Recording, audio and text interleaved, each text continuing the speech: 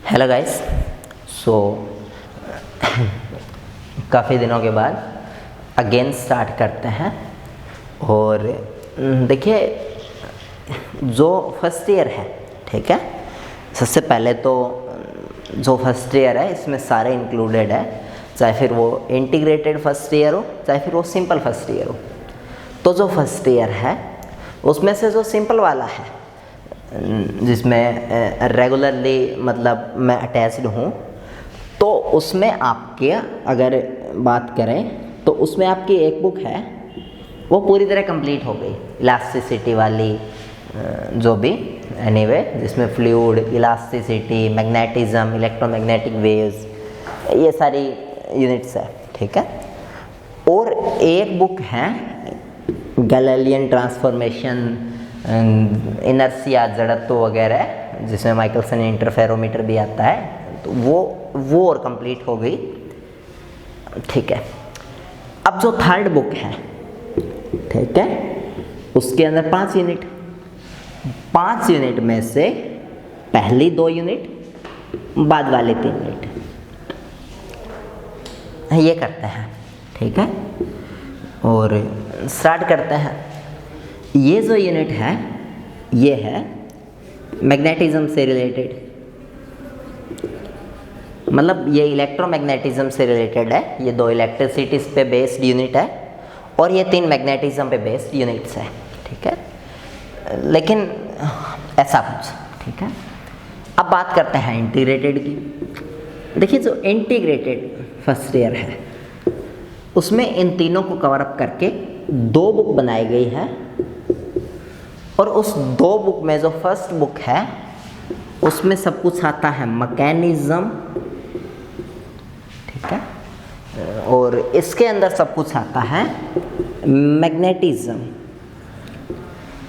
जो इलेक्ट्रिसिटी वाला पार्ट है वो इंटीग्रेटेड में नहीं है, तो फिर मैंने इस पे मार्क किया है, मतलब मैं यहाँ से अगर स्टार्ट कर रहा हूँ तो इसका मतलब ये सिंपल के लिए भी सेम रहेगा और ये इंटीग्रेटेड के लिए भी सेम रहेगा। तो इसीलिए हम लोग पहले इन 2 को एक बार छोड़ते हुए इन 3 से स्टार्ट करते हैं, ठीक है। अच्छा, एक चीज़ और, जो इंटीग्रेटेड फर्स्ट ईयर है उसमें ये मैकेनिक्स है, ये भी कंप्लीट नहीं हुआ शायद, ठीक है, बट ये कोई और करवा रहा है तो ये आपका हो जाएगा, ठीक है। और ये मैं करवाऊँगा, it is up to my guarantee, ठीक है। तो anyway, don't panic about that, और ये मैं करवाऊँगा, ठीक है। और फर्स्ट ईयर के अंदर तो सब कुछ ही मैं करवाऊँगा, क्योंकि इलास्टिसिटी वाली मैंने करवाई, ये बुक इनफैक्ट मैंने नहीं करवाई फर्स्ट पार्ट। और थर्ड पार्ट है उसकी एक बार मैं 3 यूनिट कराऊँगा, क्योंकि ये दोनों के सेम है, चाहे आप सिंपल बीएससी वाले हो चाहे इंटीग्रेटेड वाले हो। और उसके बाद में जो अदर 2 यूनिट्स है वो लास्ट में आपकी करवा दी जाएगी। ये फर्स्ट और सेकंड जो आप 12वीं वगैरह में पढ़ते आए हो, विद्युत क्षेत्र वगैरह वगैरह, काफ़ी आसान है। इसमें से इनफैक्ट ये तो आपकी आधे से ज़्यादा हो भी गई होगी। एनीवे, जो भी, ये 2 बाद में करवाई जाएगी, ठीक है। तो इनमें स्टार्ट करते हैं। ये तीनों यूनिट मैग्नेटिज्म से रिलेटेड है, तो इनको स्टार्ट करने से पहले थोड़ा बहुत जानते हैं मैग्नेटिज्म के बारे में, और फिर इस पूरे 3 यूनिट को कवर अप करते हैं। तो चलिए देखिए गाइस।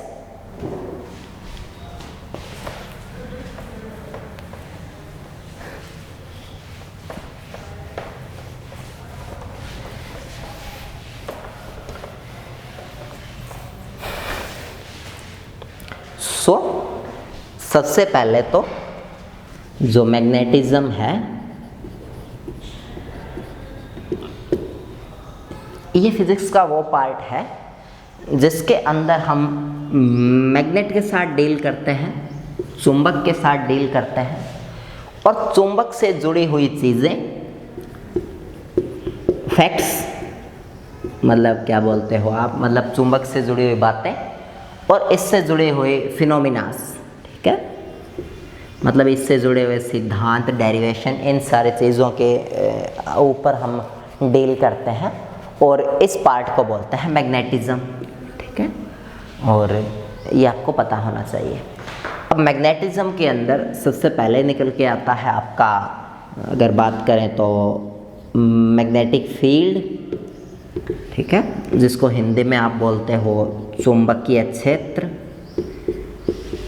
ये क्या होता है, ठीक है। देखिए चुंबकीय क्षेत्र क्या होता है, कोई भी चुंबक है, इनफैक्ट कोई भी चुंबक है, देखिए चुंबक 2-3 टाइप की होती है। ये वाली चुंबक है, इसको बोलते हैं बार या फिर चोको मैग्नेट, मतलब आप हिंदी में बोलते हो छड़ चुंबक। इनफैक्ट एक ऐसी चुंबक भी होती है, इसको बोलते हैं हॉर्सशो मैग्नेट, हॉर्सशो मैग्नेट। और इनफैक्ट ये घोड़े के जो क्या बोलते हैं उसको, जैसे जो घोड़ा होता है, जैसे मान लो ये घोड़ा है बे, ये कैसे, मान लो ये ऐसे घोड़ा है और ये घोड़े के यहाँ पे दांत है, ये चबाने वाला उसका मुंह है, तो घोड़ा किसी को खा ना जाए इसलिए इस मुंह के ऊपर एक ऐसा वो लगा दिया जाता है, पट्टा लगा दिया जाता है, और ये पट्टा तभी खोला जाता है जब घोड़ा खाना आना खाए, ऐसा कुछ, ठीक है। तो ऐसे शेप की ये चुंबक होती है और इसको बोलते हैं हॉर्सशो मैग्नेट, ठीक है। एक टाइप की और भी मैग्नेट होती है जिसको अपन लोग बोलते हैं राउंड मैग्नेट, जैसे आपने स्पीकर वगैरह में देखा होगा। देखिए आपके घरों में जो आपको चुंबक पड़ी पाती है वो कुछ ऐसी शेप की पड़ी पाती है, और ये जो चुंबक है ये पार्ट होती है इस पूरे का, और ये पूरा है ये एक राउंड चुंबक होता है, वर्तीय चुंबक, जिसका ये वाला हिस्सा बोर्ड के इस वाला जो आपको दिख रहा है ये एन पोल होता है, पीछे वाला एस पोल होता है। तो ये सारे पार्ट है, ये सारे पार्ट, ये सारी चुंबक होती है। तो हम बात कर रहे थे कि चुंबकीय क्षेत्र क्या होता है। देखिए कोई भी बार मैग्नेट, कोई भी मैग्नेट है, उसके चारों ओर का वो एरिया जिसके अंदर या तो कोई दूसरी मैग्नेट या दूसरी कोई मैग्नेटिक चीज, ठीक है, मैग्नेटिक वस्तु अगर लेके आई जाए तो वो इससे आकर्षण या प्रतिकर्षण महसूस करती है। ये दोनों होंगे गाइस, ठीक है। इनफैक्ट ज़्यादातर आकर्षण ही देखने को मिलता है, जैसे लोहे के चुंबक वगैरह भिड़ाते हैं, लेकिन प्रतिकर्षण भी होता है, और जो चीज़ें प्रतिकर्षित करते हैं उनको बोलते हैं डायामैग्नेट्स। ये आपने काफ़ी पढ़ा होगा, बहुत आगे आप तो डायामैग्नेट्स प्रति चुंबकीय। एनीवे, तो कोई भी चुंबक या कोई भी चुंबक के पास में वो किसी चुंबक के चारों ओर का वो एरिया, वो क्षेत्रफल जिसके अंदर अगर कोई दूसरी चुंबक या चुंबकीय वस्तु को लेकर आया जाए तो वो किसी प्रकार का आकर्षण या प्रतिकर्षण महसूस करती है, और आकर्षण या प्रतिकर्षण महसूस करती है। और ये जो आकर्षण और प्रतिकर्षण महसूस करती है, जितने क्षेत्र में ये आकर्षण और प्रतिकर्षण महसूस करती है उस पूरे क्षेत्र को कहते हैं चुंबकीय क्षेत्र, जितने एरिया में ये करती है, ठीक है। तो ये सब कुछ आपको पता होना चाहिए किसके बारे में, चुंबकीय क्षेत्र के बारे में, ठीक है। और आगे देखते हैं।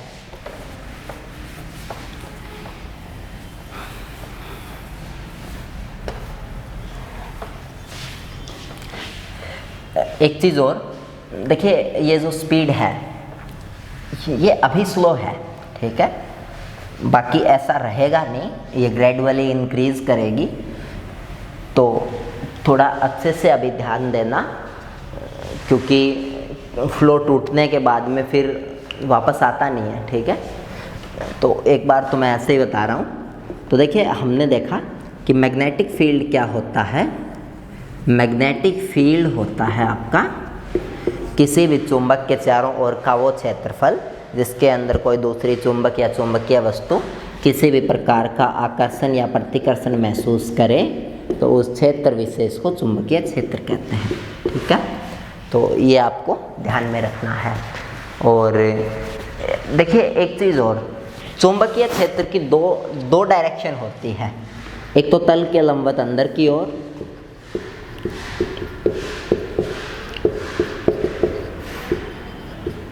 और एक तल के लंबवत बाहर की ओर। और ये पता कैसे लगता है कि ये चुंबकीय क्षेत्र की दिशा है वो तल के लंबवत बाहर की ओर होगी या अंदर की ओर होगी? एक चीज़ बताऊं, जैसे जो मैग्नेट होती है कोई भी, उस मैग्नेट के चारों ओर चुंबकीय क्षेत्र को डिनोट करने के लिए कुछ रेखाएं खींची जाती है और उन रेखाओं को कहते हैं मैग्नेटिक फोर्स लाइंस या मैग्नेटिक फील्ड लाइंस। चुंबकीय क्षेत्र रेखाएं या चुंबकीय बल रेखाएं एक ही बात है। और ये रेखाएं जो है ये लाइंस है, ये इमेजिनरी होती है, सचली में ऐसी कोई लाइन होती नहीं है, बट हम ऐसा मानते हैं। और ऐसा हम इसलिए मानते हैं क्योंकि देखिए ये लाइंस है, ये यहाँ पे काफ़ी ज़्यादा होती है, तो चुंबक के जितना पास रखोगे आकर्षण बल उतना ही ज़्यादा होगा। और ये जब लाइंस दूर दूर जाती है तो ये काफ़ी एक दूसरे से दूर दूर हो जाती है, तो वस्तु पे एक या दो चुंबकीय लाइंस का ही फर्क पड़ेगा। जैसे यहाँ पर अगर कोई छोटी सी सुई रखो तो उससे 1 2 3 चुंबकीय रेखाएं जा रही है। उतनी सुई देखो ये कितना है, 2 एंगल 1 एंगल, तो ऐसे 2 एंगल और ऐसे 1 एंगल, यानी इतनी सी वस्तु अगर यहाँ पे रखोगे तो एक लाइन जाएगी, जबकि यहाँ 3 जा रही है। तो यहाँ मैग्नेटिज्म ज़्यादा है यहाँ की बजाय, इफेक्टिव मैग्नेटिज्म ज़्यादा है। और इसी बात को शो करने के लिए हम चुंबकीय क्षेत्र लाइंस है वो ड्रॉ करते हैं। तो बाय द वे चुंबकीय क्षेत्र को डिनोट करने के लिए जो लाइंस हम लोग खींचते हैं उनको बोलते हैं चुंबकीय बल रेखाएं। अच्छा एक चीज़ और, ये जो चुंबकीय बल रेखाएं हैं ये N से निकलती है और S के अंदर एंटर करती है। 70 बारी पढ़ लिया। अच्छा एक चीज़ और, अगर आप इन चुंबकीय बल रेखाओं को गिन लो कि भी ये कितनी है, 1 है 2 है 5 है, और जो आपको नंबर मिले 5 4, तो इस नंबर को कहते हैं चुंबकीय फ्लक्स। जैसे मैं पूछूं यहाँ चुंबकीय फ्लक्स कितना है, तो देखिए 1 2 3 है। यहाँ चुंबकीय फ्लक्स कितना है, विशिष्ट एरिया से गुजरने वाला चुंबकीय फ्लक्स 1, ठीक है। तो ऐसे चुंबकीय फ्लक्स है वो अलग अलग हो सकता है। तो वापस पॉइंट पे आते हैं, तो कोई भी चीज़ है उससे चुंबकीय बल रेखाएं निकलती है, मतलब N से निकलती है और S के अंदर एंटर करती है, ठीक है, ऐसा होता है। और एक चीज़ और देखिए, धरती के ऊपर कभी भी कोई भी मैग्नेट है हमेशा उसके 2 पोल होंगे, कभी सिंगल पोल नहीं हो सकता। दुनिया में कभी आपको अकेला N नहीं मिल सकता और दुनिया में कभी आपको अकेला कोई S नहीं मिल सकता, ठीक है। तो कोई भी चीज़ है उसके हमेशा 2 पोल होते हैं। और ऐसा इसलिए होता है क्योंकि धरती के खुद के 2 पोल है, धरती का एक उत्तरी ध्रुव है एक दक्षिणी ध्रुव है। तो धरती के ऊपर जो भी मैग्नेट प्रेरित होगी, कोई भी चुंबक प्रेरित होगी बनेगी, तो उसमें ऑटोमेटिकली 2 पोल होंगे ही होंगे, ये फैक्ट है, ठीक है। तो कोई भी चीज़ है उसके 2 पोल होते हैं। अब देखिए मान लीजिए कि ये जो बोर्ड है आपका, ठीक है, ये जो बोर्ड है ये किसकी तरह बिहेव कर रहा है, N पोल की तरह बिहेव कर रहा है। तो फिर 2 कंडीशन है, या तो ये जो N पोल है इसके सामने वाली दीवार पे S पोल होगा, और या फिर ये जो भींत है इसको तोड़ के देखा जाए तो इसके सामने कोई आगे जाके भींत होगी अगले कमरे की, वो S पोल होगा।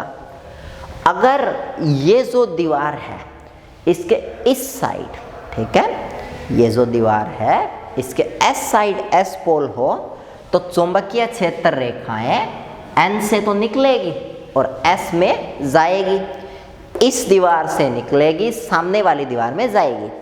तो इसका मतलब ये हुआ कि जो चुंबकीय बल रेखाएं हैं वो तल से निकल रही है, तल के लंबवत कहाँ की ओर, बाहर की ओर।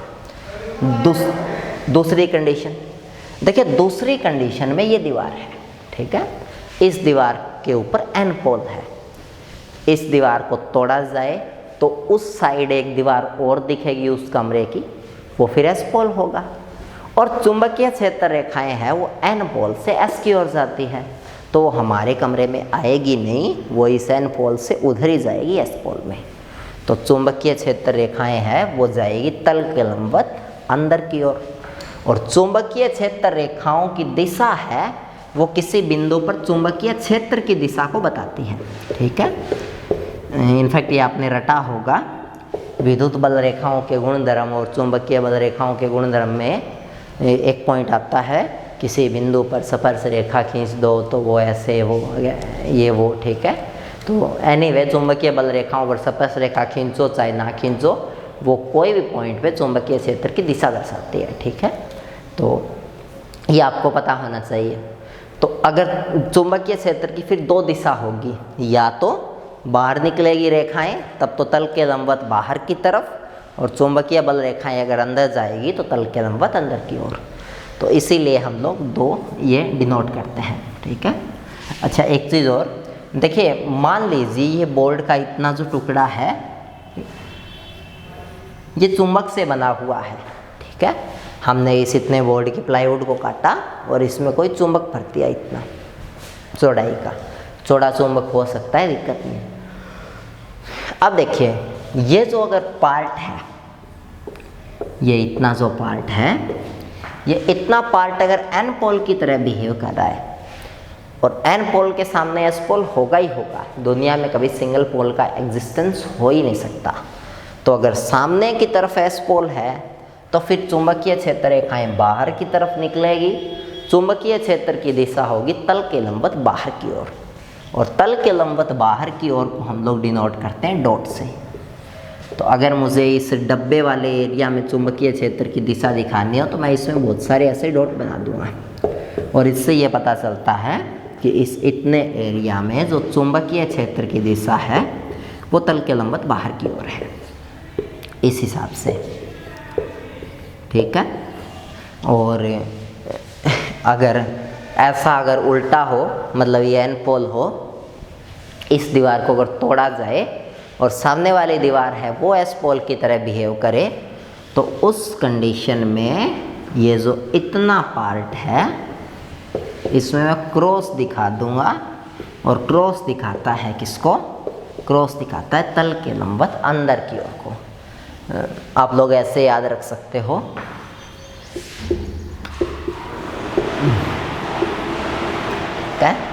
पहले बी का मतलब है बिंदु, जो कि ये है। दूसरे बी का मतलब है बाहर की ओर, यानी बिंदु से बाहर की ओर दिखेगा। और तीसरा बी है वो चुंबकीय क्षेत्र खुद ही है। तो चुंबकीय के क्षेत्र की दिशा बिंदु के कारण बाहर की तरफ होती है। ऐसा आप रिमेंबर रख सकते हो, आपको कोई कन्फ्यूज़न नहीं होगा उससे। ठीक है, तो आई होप गाइज आपको पहले पढ़ा होगा किसके बारे में? चुंबकीय क्षेत्र की दिशा के बारे में। ठीक है, और बताता हूँ इसके बारे में, थोड़ा देखो।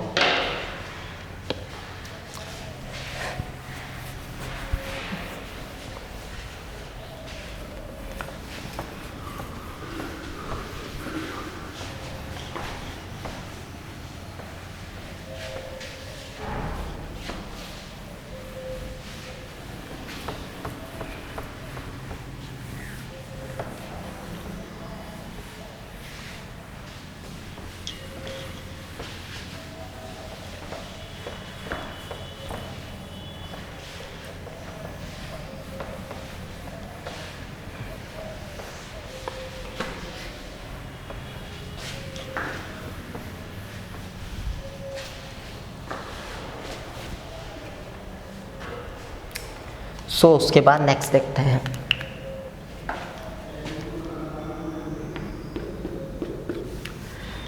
नेक्स्ट देखो, उसके बाद जो चुंबकीय क्षेत्र है उसको बी से डिनोट करते हैं। ठीक है, और चुंबकीय क्षेत्र पे का फॉर्मूला देने वाला सबसे पहला जो साइंटिस्ट था उसका नाम था लॉरेंज। ठीक है, इनफैक्ट ऐसे लिखा जाएगा, अगर इंग्लिश में लिखोगे तो थोड़ा ध्यान देना, टी साइलेंट है, ऐसे लिखा जाएगा। तो ये लॉरेंज। और एक चीज़ और, मान लो कहीं पे चुंबकीय क्षेत्र है, मान लो इस इतने पार्ट में चुंबकीय क्षेत्र है, बाहर की ओर अंदर की ओर कैसे ही मानो।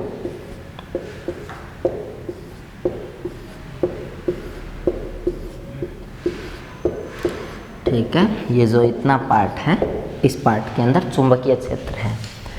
इस पार्ट के अंदर अगर आप कोई चार्ज ऐसे फेंकते हो, मैंने एक चार्ज ऐसे पकड़ा अपने यहाँ पे क्या बोलते हैं चिमटी में ऐसे पकड़ा और इसके अंदर ऐसे चार्ज को फेंका। 3 कंडीशन है, एक तो मैं चार्ज को ऐसे फेंकूं, मतलब बिल्कुल सीधा, चार्ज को ऐसे बिल्कुल सीधा फेंकूं, एक मैं यहाँ नीचे से चार्ज को ऐसे फेंकूं और एक मैं इस चार्ज को ऊपर से ऐसे फेंकूं। इस हिसाब से देखिए, अगर मैं चार्ज को बिल्कुल ऐसे फेंकता हूँ तो चुंबकीय क्षेत्र कैसे है, बाहर की तरफ, और चार्ज कैसे है, ऐसे। और देखिए ये जो हाथ है और ये जो फिंगर है, इनके बीच में एंगल कितना बन रहा है, 90 डिग्री। भी ये एक तो हाथ तो चुंबकीय, मैं 2 फिंगर ही करता हूँ, ये जो फिंगर है ये चुंबकीय क्षेत्र को दिखा रही है, ये जो फिंगर है ये जैसे मैंने चार्ज फेंक के मारा उसको दिखा रही है, और इन दोनों के बीच का एंगल है वो कितना है, 90 डिग्री है। तो ये थीटा हो जाएगा 90। अगर मैं इसको किसी एंगल पे फेंक के मारूं, ठीक है, मान लो ऐसे फेंक के मारूं, तो फिर इसका चुंबकीय क्षेत्र के साथ कुछ एंगल हो जाएगा कितना, थीटा। और सबसे पहले लॉरेंस ने बताया था कि जितना बड़ा चार्ज फेंक के मारोगे उस चार्ज पे बल इतना ही ज़्यादा लगेगा चुंबकीय क्षेत्र के द्वारा। जितने ज़्यादा वेग से फेंक के मारोगे उस पे चुंबकीय बल उतना ही ज़्यादा लगेगा। भी ये जो चुंबकीय क्षेत्र है ये उस पे आकर्षण या प्रतिकर्षण का जो बल है वो उतना ही ज़्यादा लगाएगा। जितना ज़्यादा ये चुंबकीय क्षेत्र होगा, मतलब जो चुंबक है वो जितनी ज़्यादा शक्तिशाली होगी, बढ़िया होगी, चुंबकीय क्षेत्र उतना ही बढ़िया होगा, और जो चार्ज फेंक के मारा है उस पर उतना ही ज़्यादा चुंबकीय बल लगेगा। और एक ये थीटा पे भी डिपेंड करता है, लेकिन सीधे थीटा पे डिपेंड नहीं करता, साइन थीटा पे डिपेंड करता है। अगर थीटा 90 पे मारोगे, अगर इधर चुंबकीय क्षेत्र है, इधर अगर ऐसे चार्ज फेंक के मारोगे तो ये चुंबकीय क्षेत्र को पार करने में चार्ज को बहुत ज़्यादा दिक्कत आएगी, उस पर बहुत ज़्यादा बल लगेगा। और अगर ये चुंबकीय क्षेत्र है इधर और चार्ज को इधर ही फेंक के मारते हो तो चुंबकीय क्षेत्र पकड़ के चार्ज को लेके जाएगा अपने आप, उसको चार्ज को खुद को कोई मेहनत नहीं करनी पड़ेगी। थीटा 0 तो बल भी 0, थीटा 90 तो बल भी 90। तो एक ये भी ध्यान रखना है। अगर इन चारों चीज़ों को मिला देते हैं तो फिर F प्रोपोर्शनल हो जाता है किसके, QVB साइन थीटा के। बाद में फिर यहाँ पर कांस्टेंट 1 आता है और ये फॉर्मूला बन जाता है F = QVB साइन थीटा। और ये जो फॉर्मूला है इसको बोलते हैं लॉरेंज फॉर्मूला। और आपको एक चीज़ पता है कि बल एक सदिश राशि है, तो अगर मैं इसके ऊपर वेक्टर लगा दूं तो फिर मुझे इस बल की दिशा दिखानी पड़ेगी, और कोई भी चीज़ की दिशा दिखाते हैं किससे, एन कैप से। अब देखिए ये जो VB sine theta n cap, इसको आपने पढ़ा होगा, इसको बोलते हैं V क्रॉस B। तो कोई भी चार्ज है उस पर चुंबकीय बल हमेशा लगता है कितना, QV क्रॉस B, अगर वो किसी चुंबकीय क्षेत्र से गुजर रहा है। और भी चार्ज है तो चार्ज की नेचर ही है, चार्ज पे विद्युत बल हमेशा लगता है QE, तो कोई भी चार्ज पे टोटल बल लगता है QE प्लस में QV क्रॉस B। और इस वाले फॉर्मूले को दिया था लॉरेंज ने, तो इसको बोलते हैं लॉरेंज फॉर्मूला। तो ये भी आपको ध्यान में रखना है, इस वाले फॉर्मूला को बोलते हैं लॉरेंज फॉर्मूला। वैसे देखिए एक चीज़ बताऊं, ये BSc वालों का तो ये वैसे ही पहले हो चुका होगा, क्योंकि उनके मैग्नेटिज्म की एक यूनिट है वो सेकंड बुक में भी लगती है। लेकिन इंटीग्रेटेड के लिए ये एकदम मतलब मैं बताऊं तो ब्रांड न्यू है। तो गाइस ये आपको पता होना चाहिए कि जो ये वाला फॉर्मूला है इसको बोलते हैं लॉरेंज फॉर्मूला। लॉरेंज ने विद्युत बल के ऊपर जिक्र नहीं किया ज़्यादा, उसने मैग्नेटिक बल के बारे में ज़्यादा से ज़्यादा बताया। तो आई होप आपको क्लियर हुआ होगा। कितना, it is about 5 minute remaining है। कुछ कर सकते हैं अपन 5 मिनट में, करते हैं जितना कर सकते हैं उतना। तो मैं इसको इरेज कर लूँ फिर आगे स्टार्ट करते हैं।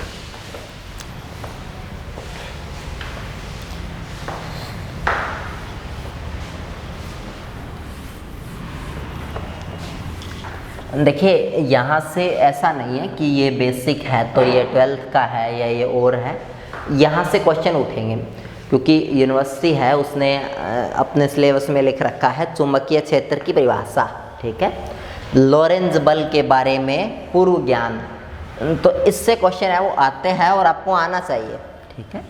और इसीलिए एक्सप्लेन किया कि आप लॉरेंज फोर्स के बारे में बता सको और चुंबकीय क्षेत्र की परिभाषा बता सको, ये दो ही चीज़ें आपको बतानी है इस पूरी महाभारत में, ठीक है। आगे देखते हैं, नेक्स्ट देखिए। उसके बाद अब हमने चुंबकीय क्षेत्र के बारे में काफ़ी कुछ बेसिक्स पढ़ लिया, इनफैक्ट हमें सिर्फ डेफिनेशन और लॉरेंज फॉर्मूला पढ़ना था, बट पूरा देखिए एक समझ में आने का तरीका तो यही होता है।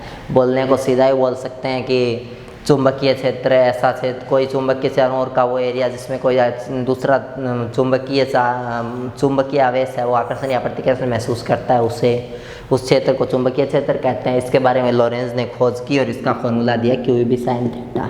तो इतने में इसको ख़त्म किया जा सकता है, but it is not concept, ठीक है। तो एनीवे बस वही है। उसके बाद में अगर आगे देखें चुंबकीय क्षेत्र के बारे में तो हमने काफ़ी कुछ पढ़ लिया। अब चुंबकीय क्षेत्र है उसको B से डिनोट करते हैं क्योंकि ग्रीक के अंदर एक वर्ड होता है बिजायर, ऐसा वो इसको बोलते हैं, ठीक है। तो ऐसा चुंबकीय क्षेत्र को B से डिनोट करते हैं। चुंबकीय क्षेत्र है वो एक सदिश राशि है, इनफैक्ट दुनिया के सारे क्षेत्र है वो खुद सदिश राशि है। हाँ, क्षेत्र खुद अदिश या सदिश हो सकता है, लेकिन क्षेत्र जब एक क्वांटिटी के रूप में आएगा तो वो हमेशा वेक्टर होगा, चाहे फिर वो कौन सा ही क्षेत्र हो, ठीक है। हाँ, एक वो फ्लक्स क्षेत्र है वो अदिश होता है, ठीक है। बट वो तो देखिए वो एक फील्ड नहीं है, वो तो एक टाइप का वॉल्यूम है, एक आयतन है, ठीक है। और आयतन तो वैसे ही दिशाहीन होगा। तो चुंबकीय क्षेत्र की दिशा होती है या तो तल के लंबवत अंदर की ओर या तल के लंबवत बाहर की ओर। चुंबकीय क्षेत्र की दो ही दिशा होती है और चुंबकीय बल की कोई भी दिशा हो सकती है। चुंबकीय बल कोई चार्ज पे कैसे भी लग सकता है, वो डायरेक्शन फिर वो दाएं हाथ बाएं हाथ के जो भी नियम है उनसे निकाली जाती है, क्योंकि उस पर फिर वेग का भी डिपेंड करता है। जैसे एक तो वो रूल है FBI किस धारा कहाँ है, एक वो MBI कुंडली गति कैसे कर रही है, मतलब दुनिया भर की चीज़ें हैं। बट चुंबकीय क्षेत्र की दो ही दिशा हो सकती है, तल के लंबवत अंदर की ओर, तल के लंबवत बाहर की ओर। उसके बाद में फिर हमने चुंबकीय क्षेत्र का लॉरेंज फॉर्मूला भी पढ़ा था, ठीक है, और वो था F = QEB sin थीटा। तो इतना सब कुछ हमने इस वीडियो के अंदर किया। और देखिए गाइज, अब आगे बताने को बता तो दूं, बट फिर टाइम इलैप्स हो जाएगा। तो इस वीडियो में इतना ही। Bye bye, take care.